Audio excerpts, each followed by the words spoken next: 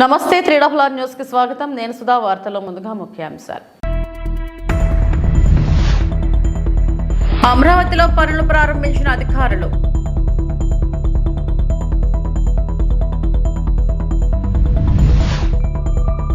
కూటమి శాసనసభాపక్ష నేతగా చంద్రబాబు ఏకగ్రీవ ఎన్నిక.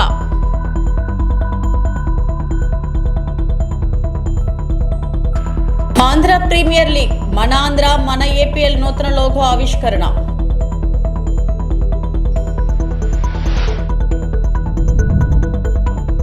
కొత్త ప్రభుత్వాన్ని ఏర్పాటు చేసిన తర్వాత తొలి కేబినెట్ సమావేశానికి ప్రధాని నరేంద్ర మోడీ అధ్యక్షత వహించారు.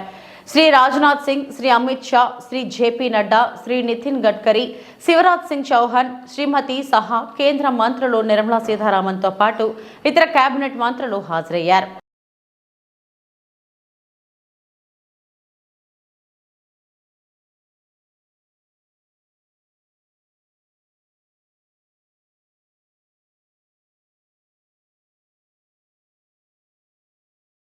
తెదేపా, జనసేన, భాజపా కూటమి శాసనసభ పక్ష సమావేశం ప్రారంభమైంది.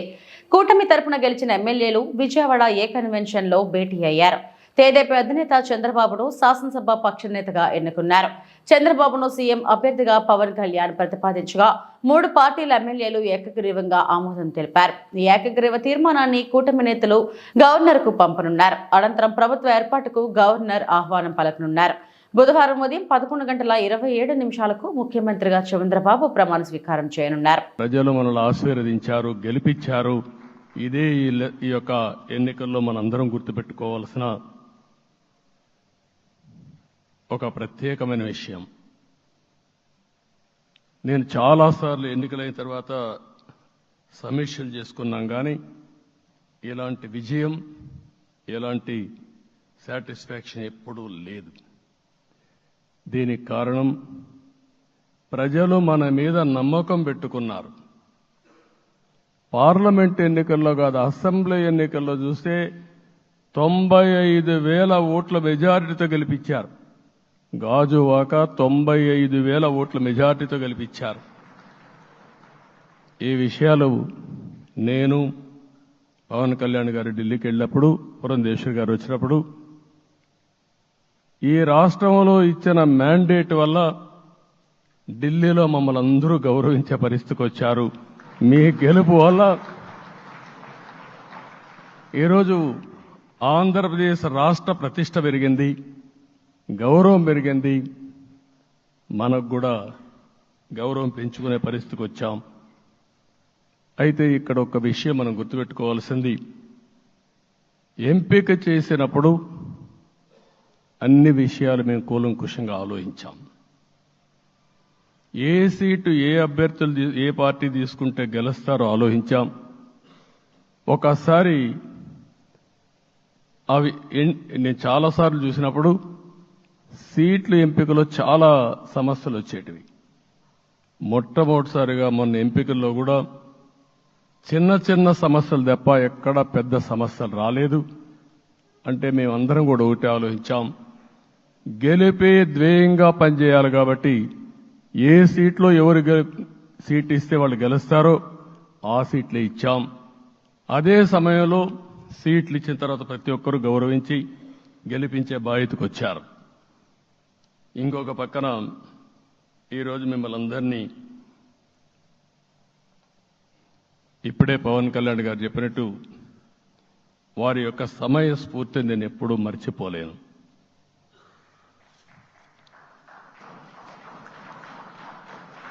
మొట్టమొదటిసారిగా నేను జైల్లో ఉన్నప్పుడు వచ్చాడు. వచ్చినప్పుడు నన్ను పరామర్శించాడు. బయట వచ్చి ఈ రాష్ట్రం అంత మునుపు చెప్పినా, అంత మునుపు అనేక సందర్భాల్లో ప్రభుత్వ వ్యతిరేక ఓటు చేయకూడదని చెప్పారు. కానీ నన్ను చూసి బయటికి వెళ్ళిన తర్వాత ఈరోజు తెలుగుదేశం జనసేన పొత్తు పెట్టుకుంటున్నామని చెప్పిన మొదటి వ్యక్తి పవన్ కళ్యాణ్ గారు. అప్పటికే బీజేపీతో పొత్తుంది. అయితే ఒక మాట చెప్పాడు, బీజేపీతో పొత్తుంది, బీజేపీ, తెలుగుదేశం, జనసేన 3 పార్టీలు కలిసి పోటీ చేస్తామని కూడా చెప్పి మళ్ళీ ఆ ప్రయత్నం చేసి కడాన రాష్ట్ర ప్రయోజనాల దృష్ట్యా బీజేపీ, తెలుగుదేశం, జనసేన పొత్తు పెట్టుకున్నాం. మనస్ఫూర్తిగా ఆయన అభినందిస్తున్నా. ఆ రోజటి నుంచి ఎలాంటి పొరపక్షాలు లేకుండా కలిసి పనిచేశారు. మాకు కొన్ని అనుమానాలు ఉండేటివి. ఓటు ట్రాన్స్ఫర్ అవుతుందా లేదా, ఓటు ట్రాన్స్ఫర్ కాకపోతే ఎక్కడన్నా సీట్లు నష్టపోతామని. అందుకే మీరు ఒకసారి చూస్తే ఎన్నికలు మొత్తం సెట్ అయింది, నామినేషన్స్ వేసాం, ముందుకెళ్ళాం. అదే సమయంలో మొట్టమొదటిసారిగా కొవ్వూరులో 3 పార్టీల నాయకులు కలిసి, నేను, పవన్ కళ్యాణ్ గారు, పురంధేశ్వరి గారు ముగ్గురం కలిసి ఫస్ట్ మీటింగ్ అడ్రస్ చేశాం. అక్కడి నుంచి 6 జిల్లాల్లో మేమిద్దరం కలిసి తిరిగాం. బీజేపీ నాయకులు కలిసి వచ్చారు. ఆ తర్వాత మొట్టమొదటిసారిగా అమిత్ షా గారు ఏదైతే అనంతపూర్లో ధర్మవరం కాన్స్టిట్యున్సీకి వచ్చారు. నేను మొన్న నేషనల్ మీటింగ్లో కూడా చెప్పాను. ఆయన వచ్చినప్పుడు చాలా స్పష్టంగా ఎందుకు మేము పొత్తు పెట్టుకున్నామనే విషయాలు చెప్తూ ఈ ప్రభుత్వ అవినీతిని ఎండగట్టారు, సూటిగా మాట్లాడారు. ఆ ఒక్క మీటింగ్తో రాష్ట్రం మొత్తం ఒక నమ్మకం వచ్చింది. బీజేపీ కూడా పూర్తిగా ఈ కూటమిని సపోర్ట్ చేస్తున్నారనే కాకుండా ఈ రాష్ట్రానికి ఏ అవసరం ఉందో చెప్పగలిగారు. అది అయిన తర్వాత ప్రధానమంత్రి గారు వచ్చారు. మొట్టమొదటి మీటింగ్ మీరు చూస్తే ఇక్కడనే రాజమండ్రిలో పెట్టారు. రాజమండ్రిలో స్పష్టత ఇచ్చారు. దేని అనకాపల్లిలో స్పష్టత ఇచ్చారు. తర్వాత రాజంపేటలో మాట్లాడుతూ చాలా క్లియర్గా చెప్పారు.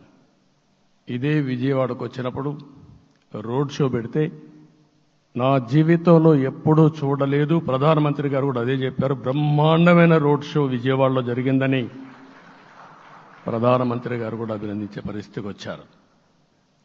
ఇవన్నీ కలయికే మన విజయం. ఈ విషయం మనం గుర్తుపెట్టుకోవాల్సిన అవసరం ఉంది. మీరు కష్టపడ్డారు. నేను చాలా ఎన్నికల్లో చూశాను. అందరూ అభ్యర్థులు కూడా ఈ ఎన్నికల్లో కష్టపడిన విధానం కానీ ఇంత కష్టం నేను ఎప్పుడూ చూడలేదు. ఒక్క మాటలో చెప్పాలంటే ప్రతి ఒక్కరూ మనసు పెట్టి పనిచేశారు. అందుకే ఈ గెలుపు వచ్చిందని చెప్పి కూడా నేను మీకు తెలియజేస్తున్నా. మీ అందరి సహకారంతో రేపు ప్రమాణ స్వీకారం చేస్తున్నాను. దానికి మీ అందరికీ ధన్యవాదాలు. రేపు ప్రమాణ స్వీకారానికి నరేంద్ర మోడీ గారు ప్రధానమంత్రిగా వారు వస్తున్నారు. అదే మరిగా ఎన్డీఏ నాయకులు వస్తున్నారు. ఇది ఒక అరుదైన అనుభవం. అంటే నేను 4వసారి ముఖ్యమంత్రిగా ప్రమాణ స్వీకారం చేస్తున్నాను కానీ ఈసారి దీనికి ఉండే ప్రాధాన్యత, ప్రజలు మన మీద పెట్టుకున్న నమ్మకం, నష్టపోయారు, ఇబ్బందులు పడ్డారు, మన మీద హోప్ పెట్టుకున్నారు. తిరిగి నేను ఒక్కడినే చేసే కార్యక్రమం కాదు. అందరం సమిష్టిగా మళ్లీ ప్రజలకు రుణం తీర్చుకునే సమయం ఆసన్నమైంది. ఇక నుంచి ఏపీకి చంద్రబాబు పెద్ద దిక్కు అని, క్లిష్ట పరిస్థితుల్లో ఉన్న రాష్ట్రాన్ని ఆయన ఆదుకుంటారని ఆశిస్తున్నానని విశాఖ శారదా పీఠాధిపతి స్వరూపానందేంద్ర సరస్వతి తెలిపారు. చంద్రబాబును కొత్తగా పొగుడుతున్నారని ఎవరూ భావించవద్దు. మా పీఠానికి వైసీపీ మంత్రులు మాత్రమే కాదు, ఎందరో మంత్రులు, గవర్నర్లు వచ్చారు. ఎవరికి భయపడి ఈ ప్రెస్ మీట్ పెట్టలేదు. చంద్రబాబు అంటే నాకు చాలా గౌరవం అని పేర్కొన్నారు. ఉత్తరాయణం వచ్చింది కదా చేశారు. మాఘమాసం పుత్రనాశహ అని ఉంది ఆగమంలో, శైవాగమంలో. మాఘమాసంలో శైవాగమంలో శ్రీశైలం కుంభాభిషేకం చేయకూడదని ఉంది. అది జగన్మోహన్ రెడ్డి గవర్నమెంట్లో దేవాదాయ శాఖ రాసి పంపించాం. ఇంకా చాలా ఉన్నాయి ఇందులో. రాజునికి పుత్రుడంటే రాష్ట్రమే కదా. ఈరోజు ఏం జరిగిందో మీరు చూశారు. సింహాచలంలో ఆ రోజు ఎలా మాట్లాడానో చందనోత్సవంలో మీరు చూశారు. అలాగే తిరుమల తిరుపతి దేవస్థానంలో జరిగిన వెంకటేశ్వర స్వామి నిత్యం వందలాది సంవత్సరాలు, వేలాది సంవత్సరాలు జరిగే అన్నప్రసాదాన్ని తృణధాన్యంతో మార్చినప్పుడు కూడా నేను విభేదించాను, లెటర్ రాశాను. అందువల్ల ఈ స్వరూపానంద ఏ గవర్నమెంట్ వచ్చినా, ఎవరు మా దగ్గరికి వస్తున్నా మేము ఉన్నట్టుగా మాట్లాడతాం. దూరమైనా పర్వాలేదు, మేము గవర్నమెంట్ల దగ్గర బట్టికే పీఠం కాదు ఇది. ఉన్నట్టుగా మాట్లాడటమే. సంపాదించుకోవాలి, దాచుకోవాలి అనుకునే పీఠం కాదు ఇది. ఇది ఏబిఎన్ రాధాకృష్ణ గారికి నాతో చాలా అనుబంధం ఉంది. నేను ఏ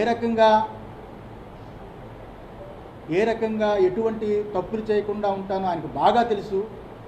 బిఆర్ నాయుడికి తెలుసు, నరేంద్ర చౌదరికి తెలుసు, చాలామందికి తెలుసు. ఈ 5 ఏళ్లలో పీఠం ఎప్పుడు ఎలా ఉందో ఇప్పుడు అలాగే ఉంది. పొంగనూరు పట్టణంలో మైనర్లకు తల్లిదండ్రులు వాహనాలు ఇస్తే చర్యలు తప్పవని సీఐ రాఘవరెడ్డి తెలిపారు.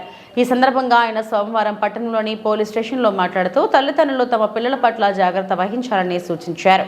మద్యం సేవించి వాహనాలు నడుపుతూ పట్టుబడితే చట్టపరమైన చర్యలు తప్పవని తెలిపారు. నూతన వాహన చట్టాల గురించి అవగాహన కలిగి ఉండాలన్నారు. దయచేసి వెహికల్స్ ఇవ్వద్దు.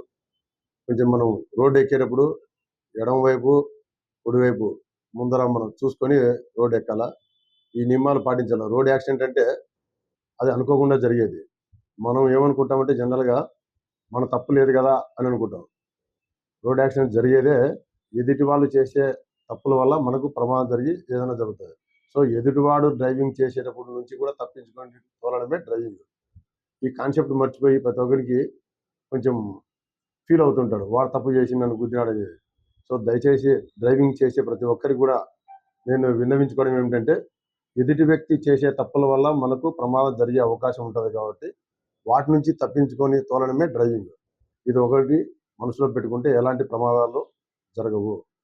సో పుంగనూరులో ఎవరే కానీ రోడ్ల పైన, అంటే పుంగనూరు మరియు మదనపల్లి నుంచి చిత్తూరు హైవే ఏదైతే ఉందో అక్కడ కానీ, లేకపోతే ముల్బాగల్ రోడ్లో కానీ వీల్ రేసింగ్కి కొంతమంది మైనర్లు పోతున్నారు. సో దయచేసి వారి యొక్క తల్లిదండ్రులు పిల్లలు ఎక్కడికి పోతున్నారు అనేది కొంచెం గమనంలో పెట్టుకొని వాళ్ళకు కొన్ని సేఫ్టీ ప్రికాషన్స్ చెప్పి పంపాలి. ఒకవేళ చిన్నపిల్లలు అయితే దయచేసి బండ్లు ఇవ్వరాదు. కొత్త చట్టం ప్రకారం హెవీ ఫైన్స్ ఉన్నాయి. సో మీరు అదేవిధంగా ఎవరైతే బండి యొక్క ఆర్సీ ఓనర్ ఉంటారో, వారి యొక్క తల్లిదండ్రులు ఉంటారో వాళ్ళ లైసెన్స్ కూడా రద్దు చేయబడుతుంది. హెవీగా ఫైన్లు కూడా 25,000 దాకా ఫైన్ ఉంది. దయచేసి ఇవన్నీ మైండ్లో పెట్టుకోండి. మరీ ముఖ్యంగా తెలిపేదంటే, చిన్నపిల్లలు మందు తాగేది కూడా కొంతమంది అలవాటు ఉంది. ఇక్కడ గంజాయి తాగడము, లేకపోతే సొల్యూషన్ అంటారు కొంతమంది. సొల్యూషన్ కానీ ఇవన్నీ తీసుకోవడం వల్ల వాళ్ళు మైండ్ అనేది కంట్రోల్ లేకపోవడం వల్ల కూడా అలాంటి టైంలో బండ్లు దొల్లము, కింద కూడా యాక్సిడెంట్ జరుగుతున్నాయి. దయచేసి మన పిల్లలు ఏం చేస్తున్నారనేది గుర్తుంచుకోవాలా. ఫోన్లో మాట్లాడేటప్పుడు కానీ, అంటే మీ సమక్షంలో మాట్లాడకుండా బయట పోయి మాట్లాడుతున్నారంటే కొంచెం వాడు ఏదో రాంగ్ ట్రాక్లో పోతున్నారని చెప్పేసి మీరు గుర్తుంచుకోవాలా. పిల్లలు ఏమి తప్పు లేదంటే డైరెక్ట్ మన తల్లిదండ్రుల సమక్షంలో ఫోన్లో మాట్లాడతారు. బయట పోయి మాట్లాడుతానంటే సంథింగ్ ఈజ్ రాంగ్ అని వారి మీద ఒక దృష్టి పెడితే ఇలాంటివన్నీ ఏం జరగకుండా ఉంటాయి. ఏది బ్యాడ్ హ్యాబిట్స్కి అలవాటు కాకుండా ఉంటారు.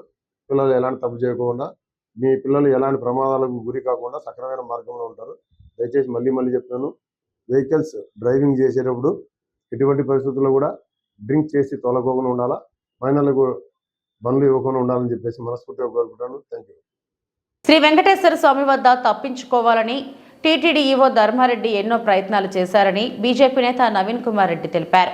సోమవారం ఆయన మీడియాతో మాట్లాడుతూ శ్రీవారి సొమ్ము రికవరీ కాకుండా వెంకటేశ్వర స్వామి పంపించేదే లేదని, 7 రోజుల తర్వాత అసలు ఆట మొదలవుతుందని నవీన్ అన్నారు.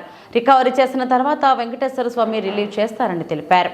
AP GAD general administration IDS అధికారి ధర్మారెడ్డి గారు, executive officer FAC 7 days casual leave sanctioned to leave the headquarters but should be available within the state. బ్రహ్మాండంగా నువ్వు తప్పించుకోవాలంటే కుదరదు ధర్మారెడ్డి గారు, నీ పని అయిపోయింది. నువ్వు ఇక్కడ వడ్డీ కాసుల వాడికి మొత్తం వడ్డీతో సహా చెల్లించిన తర్వాతే నిన్ను ఇక్కడి నుంచి వెంకటేశ్వర స్వామి రిలీవ్ చేస్తాడు. ఏ ప్రభుత్వము నిన్ను రిలీవ్ చేయాల్సిన అవసరం లేదు. ఎందుకంటే పరమ పవిత్రమైనటువంటి శ్రీవారి సొమ్ముని మంచి నీళ్ళలాగా జగన్మోహన్ రెడ్డి నా జోబిలో ఉన్నాడని చెప్పని అధికార బలంతో, అహంకారంతో, అధికార దాహంతో తిరుమల శ్రీవారి ఆలయ పవిత్రతను మంట కలిపేశావు.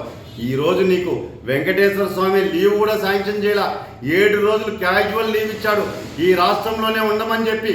నీకు కూడా అది కూడా ఎందుకు ఇచ్చారో తెలుసా? రేపు చంద్రబాబు నాయుడు గారు ప్రమాణ స్వీకారానికి ముందు తిరుమల శ్రీవారి దర్శనానికి వస్తాడు. చంద్రబాబు నాయుడు గారు నీ ముఖం చూసేదానికి ఇష్టం లేక గౌరవంగా వారం రోజులు బయటకు వెళ్ళిపోమని చెప్పండి, వారం రోజుల తర్వాత అందుబాటులో ఉండమని చెప్పండి.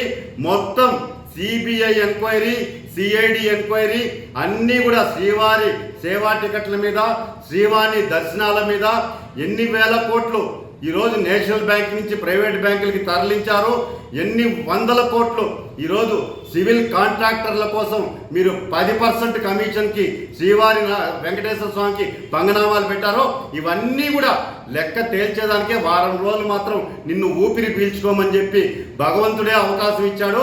వారం తర్వాత నువ్వు వచ్చావంటే అసలు గేమ్ ప్రారంభం అవుతుంది. ఇది అంతం కాదు ధర్మారెడ్డి, ఇది ఆరంభం మాత్రమే. కౌంట్ డౌన్ ప్రారంభమైంది. అందుకే ఈరోజు 7 రోజుల విరామం ఇచ్చాడు భగవంతుడు ఊపిరి పీల్చుకోమని. రా మళ్ళా వెనక్కి వచ్చిన తర్వాత వెంకటేశ్వర స్వామి పాదాల కాడ మొత్తం పైసాకు పైసా లెక్క చెప్పేసి ఆయన సొమ్ము ఆయనకి చెల్లించేసి నిన్ను వదిలేస్తాడు. నువ్వు వెళ్ళిపో. ఓకేనా ధర్మారెడ్డి? ఓకే. గత 5 ఏళ్లుగా రాష్ట్రంలో విపత్కర పరిస్థితులు తలెత్తాయని జనసేన అధినేత పవన్ కళ్యాణ్ అన్నారు. ఎన్నికల్లో తెదేపా, జనసేన, భాజపా కూటమి కలిసికట్టుగా పోరాడి అద్భుత విజయాన్ని సొంతం చేసుకుందని చెప్పారు.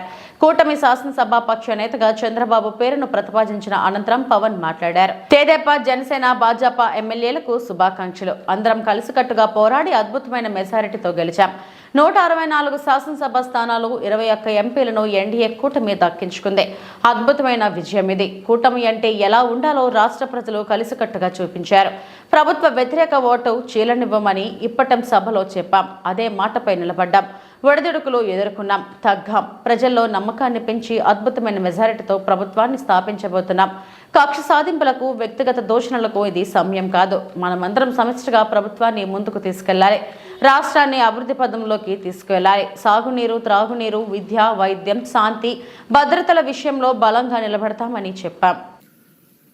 విద్య, వైద్యం, ఉపాధి, సాగునీరు, తాగునీరు, లా అండ్ ఆర్డర్ ఇవన్నీ చెప్పొచ్చాం. మనం బలంగా నిలబడతామని. అలాగే మేనిఫెస్టోలో, ఉమ్మడి మేనిఫెస్టోలో చాలా మాటలు ఇచ్చాం. వాటన్నిటినీ బాధ్యతగా ముందుకు తీసుకెళ్లాల్సిన అవసరం ఉంది. ఇలాంటి ఛాలెంజింగ్ టైమ్స్లో ఒక సుదీర్ఘమైన అనుభవం ఉన్న నాయకులు కావాలి. 4 దశాబ్దాల అనుభవం, అభివృద్ధి మీద అపారమైన అవగాహన, పెట్టుబడులు తెచ్చే సమర్థత, ప్రతిభ. విదేశాల్లో ఉండే నాయకుల్ని, మలేషియా దగ్గర నుంచి, సింగపూర్ దగ్గర నుంచి, యూరోప్ దగ్గర, అమెరికా నుంచి ఆ దేశాల అధ్యక్షుల్ని తెలుగు రాష్ట్రాల వైపు దృష్టి మళ్లించేంత శక్తి, సమర్థత ఉన్న శ్రీ నారా చంద్రబాబు నాయుడు గారికి ఆయన నాయకత్వం చాలా అవసరం, ఆయన అనుభవం చాలా అవసరం. అలాంటి అపారమైన అనుభవం ఉన్న వ్యక్తిని, అనుభవం ఒకటే కాదు, ధైర్యశాలి. ఈ రోజుకి నాకు ఒకటే గుర్తుంటుంది. మన తాడేపల్లిగూడెం సభలో చెప్పాను, చాలా క్లేమోర్ మైన్స్ పేలిపోతే, జీప్ ఎగిరిపోయి కింద పడితే చొక్కా దులుపుకొని ఆయన మళ్ళీ వచ్చి రాజకీయం చేసిన వ్యక్తి. ఈ రోజున సైబరాబాద్ ఉంది అంటే అది శ్రీ చంద్రబాబు నాయుడు గారి దార్శనికత.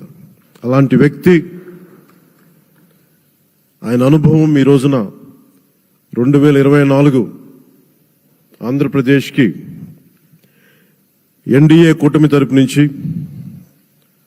ముఖ్యమంత్రి అభ్యర్థిగా శ్రీ నారా చంద్రబాబు నాయుడు గారి పేరుని జనసేన పార్టీ పక్షాన నుంచి మేము బలపరుస్తున్నాం.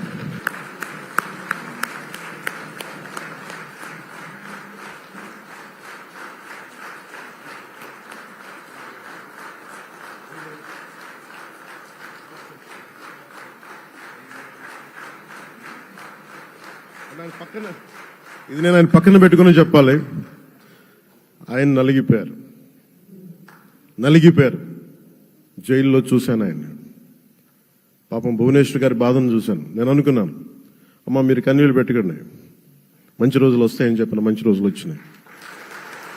వారికి మనస్ఫూర్తిగా వారికి నా హృదయపూర్వక శుభాకాంక్షలు. మీరు అద్భుతమైన పాలన ఇవ్వాలి అందరికీ మనస్ఫూర్తిగా మీకు నేను తెలియజేసుకున్నాను సార్. ఏపీ రాష్ట్ర బీజేపీ అధ్యక్షురాలు ఎంపీ దగ్గుబాటి పురంధేశ్వరి మంగళవారం ఉదయం పార్టీ రాష్ట్ర కార్యాలయంలో బీజేపీ ఎమ్మెల్యేలతో సమావేశం నిర్వహించారు. శాసనసభ పక్షనేత ఎంపికపై చర్చలు జరుపుతున్నారు. అధిష్టానం ప్రకటనకు అందరూ కట్టుబడి ఉండాలని నిర్ణయించారు. అనంతరం పురంధేశ్వరి పార్టీ ఎమ్మెల్యేలతో కలిసి కూటమి సమావేశం జరుగుతున్న ఏ కన్వెన్షన్ కు బయలుదేరి వెళ్లారు.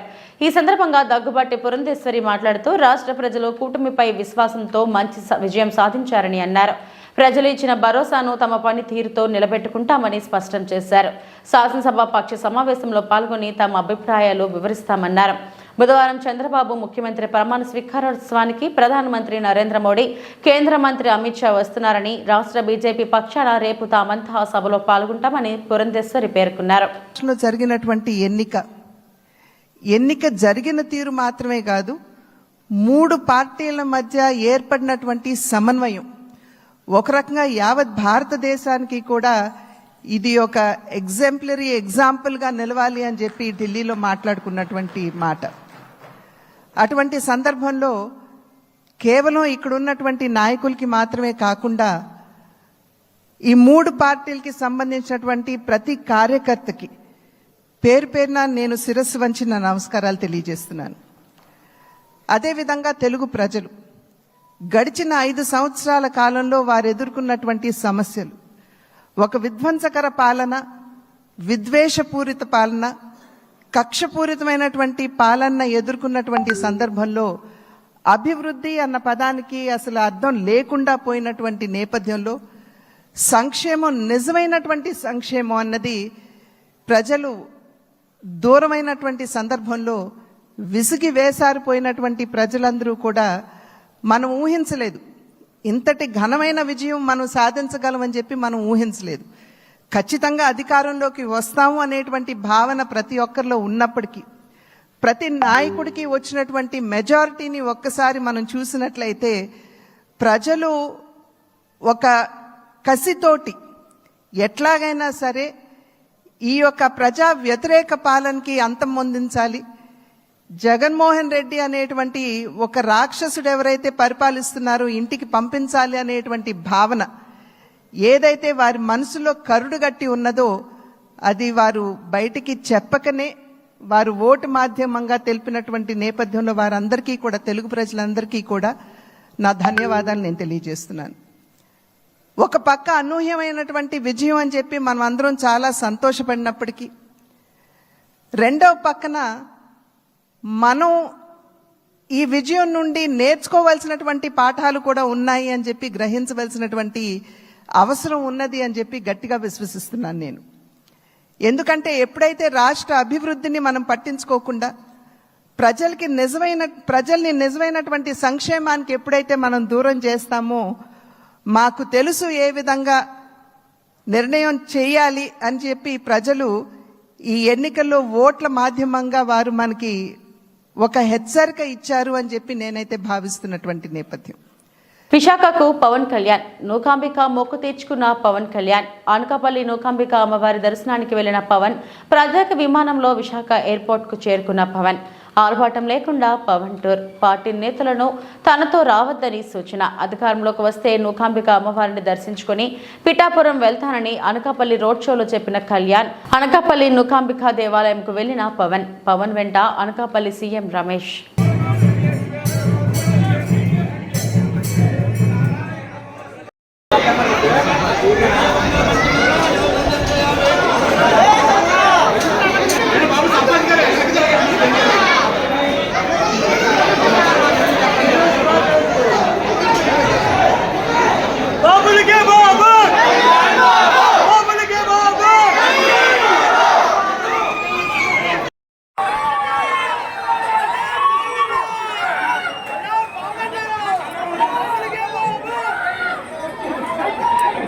వైఎస్ఆర్సీపీ అధ్యక్షుడు వైఎస్ జగన్ ని పార్టీ ముఖ్య నాయకులు ఇటీవల ఎన్నికల్లో పోటీ చేసిన అభ్యర్థులు కలిశారు. సోమవారం తాడేపల్లిలోని వైఎస్ జగన్ క్యాంప్ కార్యాలయంలో ఆయనతో భేటీ అయ్యారు. చాలాసేపు పలు అంశాలపై చర్చించారు. వైఎస్ జగన్ ను కలిసిన వారిలో ఎంపీలు గొల్ల బాబురావు, మోపిదేవి వెంకటరమణ, మాజీ మంత్రులు బొత్స సత్యనారాయణ, పాముల పుష్పశ్రీవాణి, గుడివాడ అమర్నాథ్, నాయకులు రెడ్డి శాంతి, చిర్ల జగ్గిరెడ్డి, విశ్వసరాయ, కళావతి, బూస్టార్ Renuka, Chinta Anuradha, Goddeti Madhavi, Shobha Haimavathi, Vanga Geetha, Dhanalakshmi, Vijaya, doctor Satyavathi, Umabala, L Appireddy, Vijayawada mayor Rayana Bhagyalakshmi తదితరులు ఉన్నారు.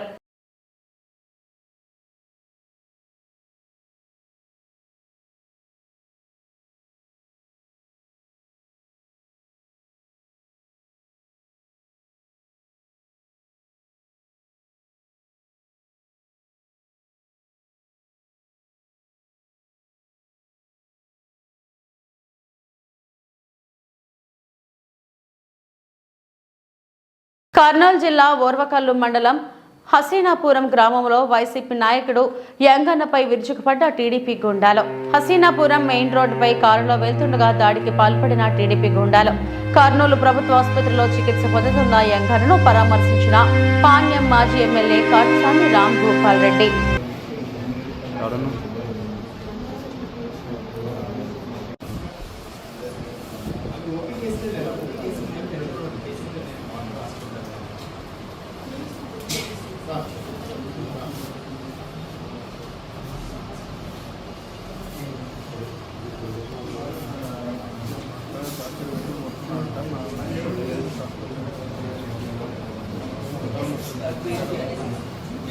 కొవ్వూరు గవర్నమెంట్ బ్రిడ్జిపై బ్రాహ్మణగూడెం గ్రామానికి చెందిన వ్యక్తి ఫ్యామిలీతో గోదావరిలోకి దూకి ఆత్మహత్య చేసుకుంటానని ప్రకటిస్తున్నారు. సార్వత్రిక ఎన్నికల్లో వైఎస్ఆర్సీపీకి అత్యధిక మంది ఓట్లు వేసినప్పటికీ జగన్మోహన్ రెడ్డి ఎందుకు ఓడిపోయారో విచారణ చేయాలని డిమాండ్ చేస్తున్నాడు. పోలీసు అధికారులు వస్తే దూకేస్తానని బెదిరిస్తున్నాడు.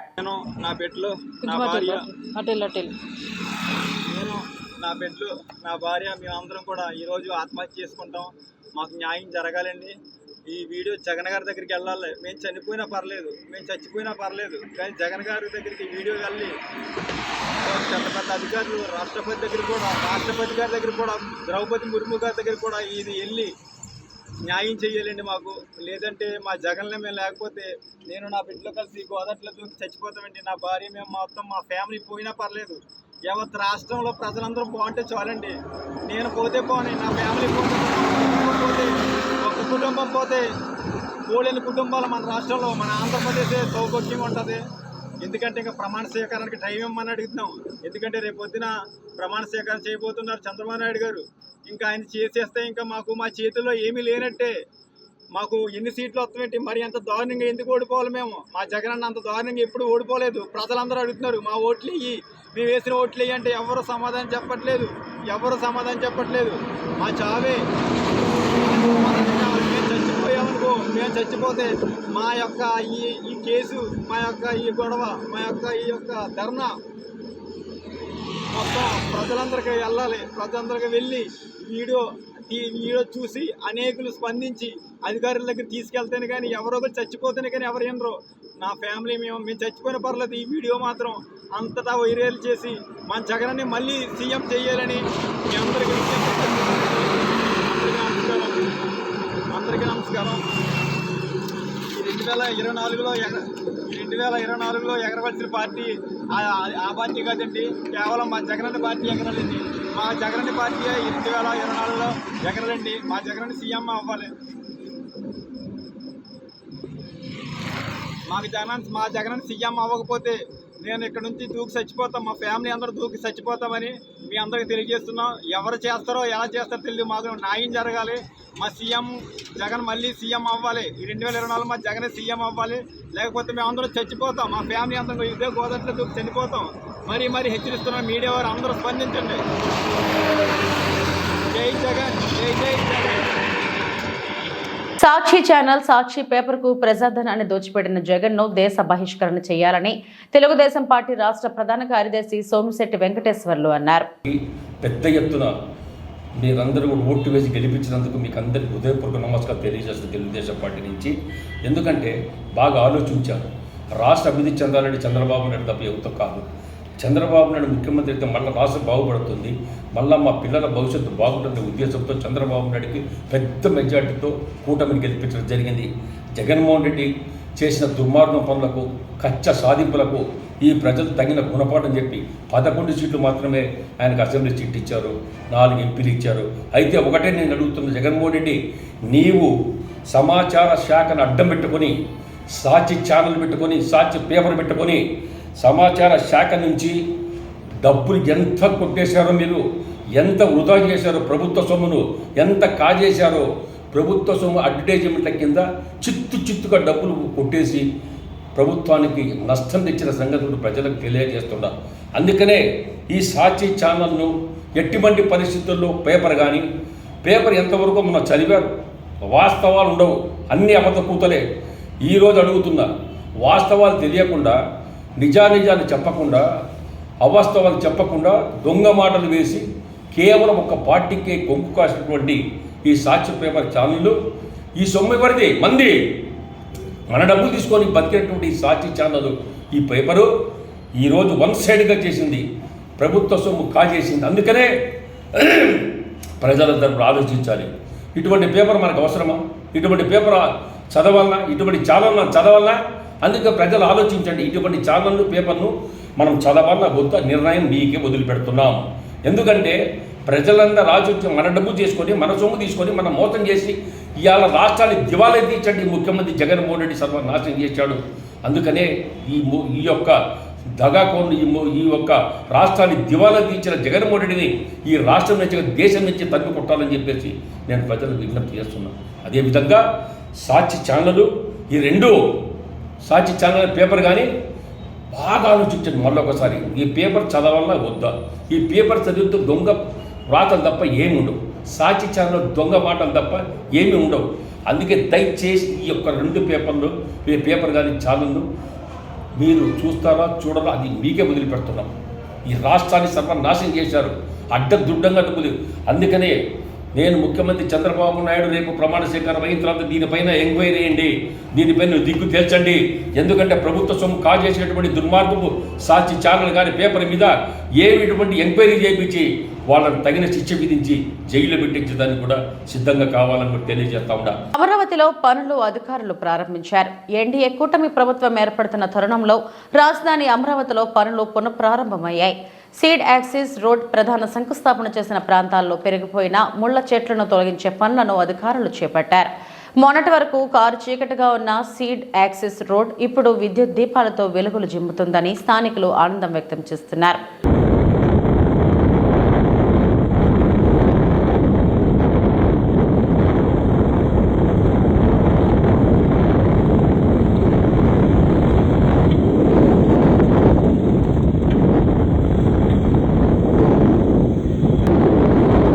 ఈ వార్తలు ఇంతటితో సమాప్తం. నమస్తే.